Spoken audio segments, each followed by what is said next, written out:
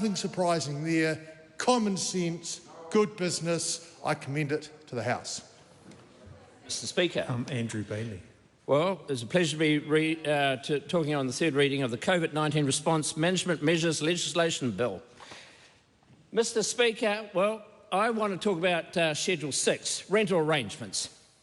And here we are, 18 months later, when COVID first hit New Zealand, the government is finally acting in a speedy manner. And of course, who's front-footing it? That dynamic, that energetic Minister Farfoy. He's the one leading the charge on this.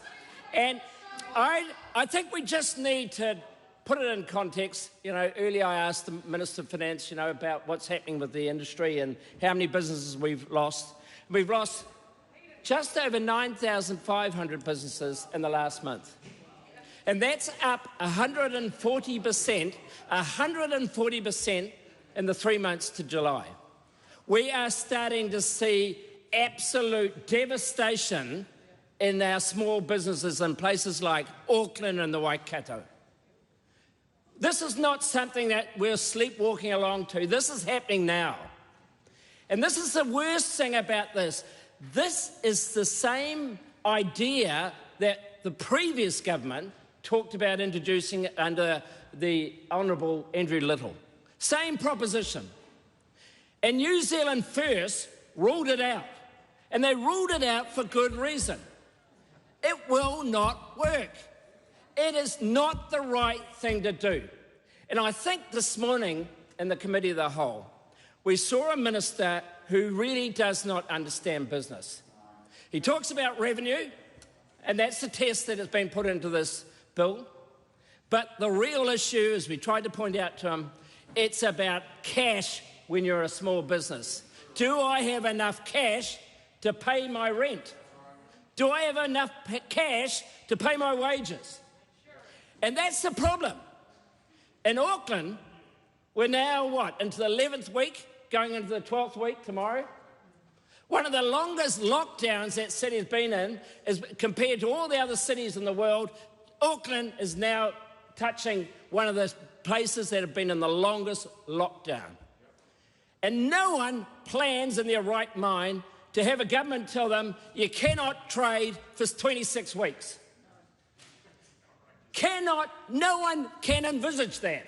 Now, some people are lucky because they have other resources. But in our plan that we announced last week, I did a case on a hairdresser. She was lucky because her landlord had done the right thing and given her a 50% discount on her rent. She was lucky, and I've got to acknowledge there have been many, many generous landlords. But I can tell you that if she hadn't had that write-off of that rent, she would have lost $100,000. And that was $100,000. She was telling me how she's borrowing against her house to try and keep her staff on a pay book so they had a job when ultimately, sometimes in the future, they can come back to work. And that's the real reality of what's going on.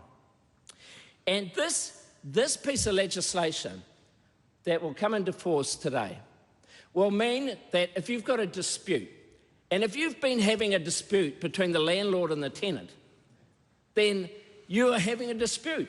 This piece of legislation is not going to change it. The only thing that this legislation requires, that if you want to take the matter up, the other party, and it might be the leasee, it might be the leaseor, has to respond within 10 days. Yeah, well, they might respond, but they might respond with the same response they gave last time. Naff off. There's no obligation to actually deal. And then they use this weird and wonderful term called fair proportion. And there is no real substance to that new proposition other than talking about revenue drop. Not even a criteria about what might be sufficient revenue drop. So if you have a 25% revenue drop, do you get a 25% reduction in your rent? Well, do you? Who knows? There's no clear bounds around it. And that is the issue with this definition. That is the issue, that you're already in disputing parties.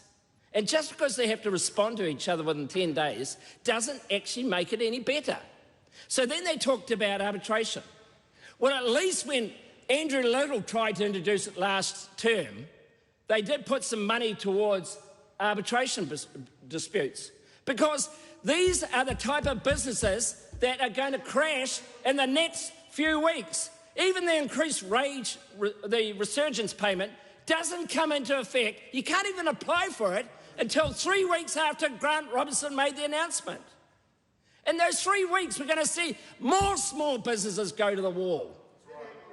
And here we are. We've got this clause. Oh, let's go and have this. I'll write you a nice letter. You get a grumpy letter back from the other party saying, naff off.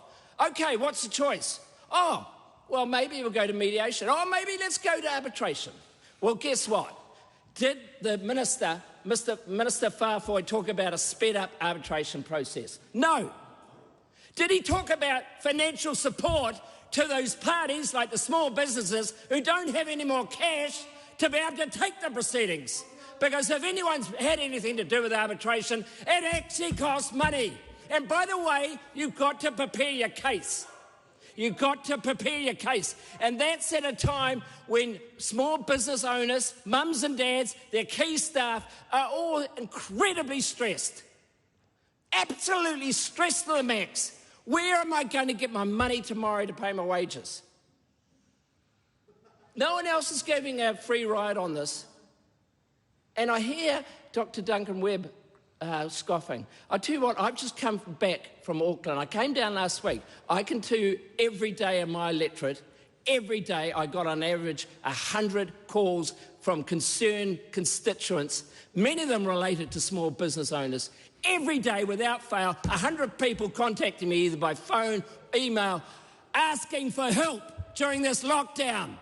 Unfortunately, most people down in this area haven't seen that degree of pressure, mental stress. And this is the one remaining aspect that should have been dealt by a government. And it should have been dealt with back last year. But here we are 18 months later, and you finally front up with this piece of bill that will not help. Where's the cash? Well, the cash, this is the socialisation of the cost of a government-imposed lockdown, where the Labor government is saying to landlords, you're all wealthy, you can do it, you should pay for it, you pick up the tab.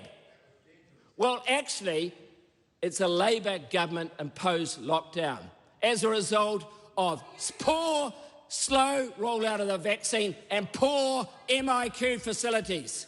Nothing to do with a small business owner, a hairdresser, or those types of people who've gone about doing all the right stuff. Many of them are double vaccinated now. And yet, here we are with a piece of legislation that doesn't help them one toe, because most people will not have the time, the money, or even the mental capacity to take on their landlord if they have to and go to arbitration. And that's why when they put up the $40 million last time for the arbitration, no one took it up. No one took it up. And so here we are. This is an insensitive piece of legislation. This shows a government that does not understand small business. I'm really, really concerned. And I just think that lack of care and real understanding about how small businesses operate, the mums and dads and their key staff, and they're all families, they're not workers and things like that, this esoteric concept. They're people that get on with each other, who work together, families. And they're all going broke. A lot of them are going broke. 9,500. I'll be interested to see how many go broke next month. And I'll tell you what, what's going to happen is that most of them are hoping they can get through to Christmas. Most of them are hoping the government's going to open up the country, hoping they're going to get a Christmas where they can get a bit of money in. But in the middle of January, they're going to pay the first round of provisional tax. Then they're going to pay more in March. Then in April, that's when the road will hit, because those companies will fall over because they don't have cash. What the government should have done is done the support payment that we put forward 2 months ago, given these people cash to get them through the process, and only now the resurgent payment, oh, it's going to happen in 2 weeks' time when they finally can make the first application. That'll be a month after they make after the announcement. It's such a waste of people's lives. That's the most damaging thing about this bill. I'm ashamed. Ingrid Leary.